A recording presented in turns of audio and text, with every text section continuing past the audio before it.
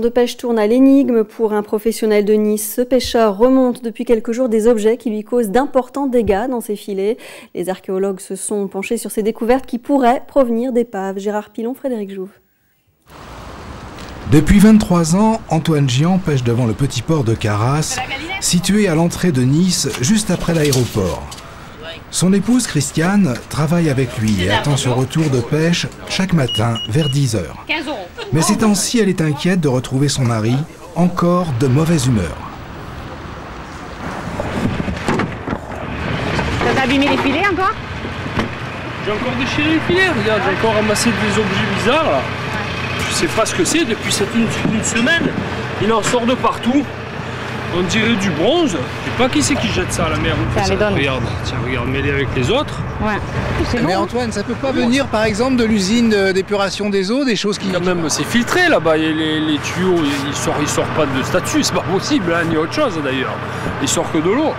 Non, mais bon, je sais pas moi, à moins qu'il y ait une faille qui s'est ouverte sous la mer avec ce temps qu'il a fait ces jours-ci, on va savoir, je sais pas moi.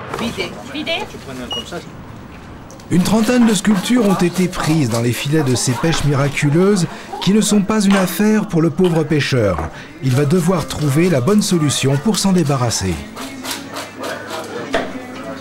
J'abîme mes filets et ça continue comme ça, il va falloir que j'aille les déclarer.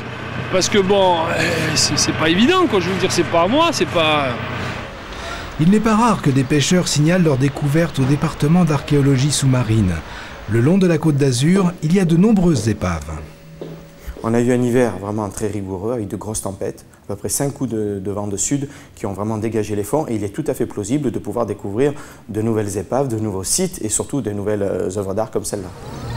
Après expertise, les bronzes d'Antoine viendront peut-être compléter les collections présentées jusqu'au 7 septembre 2009 à l'exposition Trésor d'épave au musée de préhistoire régionale à Menton. Et je vous rappelle deux informations de ce journal. La fermeture du refuge de la SPA à Mougins. Les locaux ont fermé définitivement conformément aux souhaits de la commune qui veut faire construire des logements sociaux. Les 120 animaux ont été provisoirement relogés. Le chantier du nouveau refuge à la Valmasque n'est pas terminé. L'entreprise en charge des travaux est en redressement judiciaire. Les télés du monde entier font leur marché toute la semaine.